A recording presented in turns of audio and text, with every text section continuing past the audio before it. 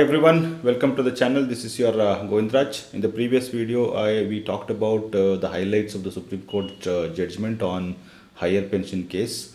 And thank you for making this video viral. And I've also received many calls from the professionals and the pensioners. I could not take many of the calls. My apologies because of the time constraint. But however, in this video, I will try to give you certain clarifications which will help you. But the major objective of this video is to give you, if you are eligible for higher pension option, how does it impact? So that's the major objective. But before I proceed, let me brief you once again the highlights of this judgment and few clarifications. So as I told you already, the 2014 amendments wide GSR 609, which the PFO, the Labour Ministry or the EPFO brought, they are held to be legal and valid, and they are also applicable to exempted establishment. And before 2014 September, there was a provision to keep the higher wages for pension calculation. But now, see, because of the R.C. Gupta case, that interpretation about proviso to paragraph 11.3 was held to be valid. So therefore, that benefit who were working before 1/9/2014 is going to continue. And there is a clear decision where the people or the employees who retired prior to 1/9/2014 without exercising the option under earlier proviso of paragraph 11.3, they are not entitled to the benefit of this judgment. However, if you look at paragraph 26.6 of EPF scheme 1952, there is already a deemed option is exercised. Therefore, they are not similarly placed because of the judgment, and there is a fair chance of litigating further. And of course, employees who exercised the option under proviso of paragraph 11.3 and continued in employment after 1/9/2014 are definitely eligible for higher pension under the revised para of 11.4. And employees who continued after 1/9/2014 but they did not exercise the option under the earlier proviso of paragraph 11.3, now they are given another chance of 4 months from the date of the judgment, so that you can exercise the option. This is one of the benefit for the existing employees who have continued from 1/9/2014. And it is also implied that the employees who have retired after 1/9/2014 but they have also not exercised the option under earlier proviso to paragraph 11.3, they will also become eligible for exercising this option. But in their case, they may have to pay back certain amounts to the EPFO because their accounts are already settled. So you will have to take care of that. Another important matter in the judgment is there was 1.16% contribution which was paid by the government for the pension fund. Now 1.16% of the wages exceeding 15k wages in the hands of employee was brought because of the 2014 amendment. And now the court, the apex court, held that this to be ultra virus, and this also held that this part will be under suspension for 6 months, and during this period the contributions from the employee is a stopgap measure. So therefore, for 6 months of time, this 1.16% maybe will be in your hands if the government does not come up with different alternate adjustments. Now let me tell you, this entire episode is because of the pension calculation formula. If you look at paragraph 12, there is a pension calculation formula which is basically the pensionable salary multiplied by pensional service and divided by 70. This is the simple formula in case of new entrant.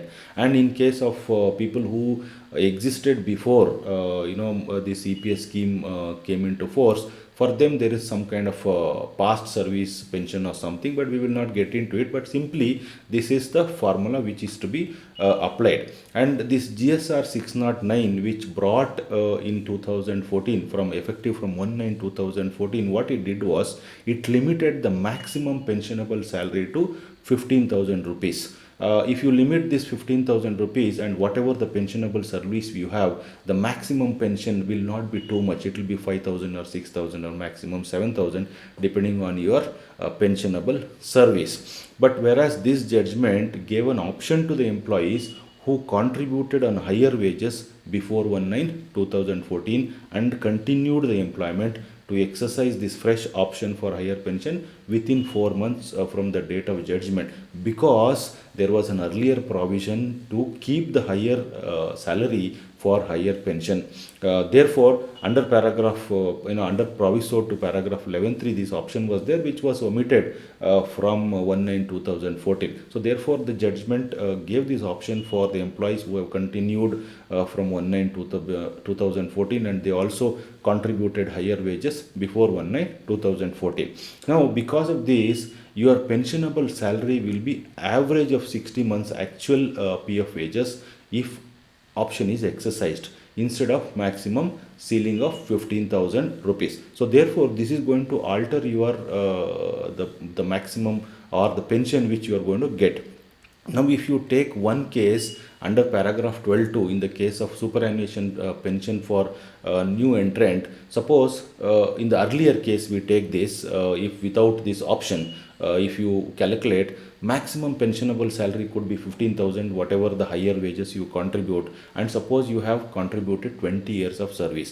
Because of the long service, as per the provisions of the EPS scheme, another 2 years is going to get added as a weightage. So therefore, your pensionable salary will be pensionable service will be 22 years, and 15,000 multiplied by 22 years divided by 70 will give you a pension of 4,714 rupees. Whereas look at the option, if you do, if you are contributing for higher wages and you are eligible as per this judgment. Now suppose your salary, the PF wages, whatever you are contributing, the pensionable salary for 60 months is pensionable average salary for 60 months is 75,000, and in this case you take your pensionable service as 22 years and then divided by 70 will give you 23,571, and this is the shift it is going to happen if you exercise the option. But what are the other implications? Of course, it's not very simple. See, first of all, your provident fund accumulations will deplete because of readjustment of contributions if the contributions were limited to the wage ceiling, and normally you must have not exercised. Therefore, your EPS contributions would have limited to either 6,500 before 1/9/2014 or 15,000 after 1/9/2014. So therefore, when you exercise this option, your provident fund accumulations will get readjusted and are going to get reduced. And also, I have already told you, you have to take care of 1.16% of contribution for wages exceeding 15,000 for a period of 6 months, or whichever the time the PF department will come with realignment or readjustment, and this will also reduce your PF accumulations to an extent. And of course, if you are already retired and settled the PF accounts, you have to pay back the EPS contributions towards higher wages along with the interest. When you exercise this option, the PF department will calculate and come back to you what amount you have to give back along with the interest. So therefore, you have to mind this also. And therefore, before exercising this option, you have to check out the opportunity cost. So that will guide you whether to exercise this option or not. The comparison between the interest on the amount you forego and the higher pension you achieve because of this option will be able to guide you for the decision. So therefore, please consider this parameter and then decide. And of course, you have to wait for the guidelines from EPFO or Ministry of Labour to exercise the option, which may come shortly. And I will keep you guiding on this factor. Therefore, you keep watching my channel, and thank you for watching this video, and see you soon, friends.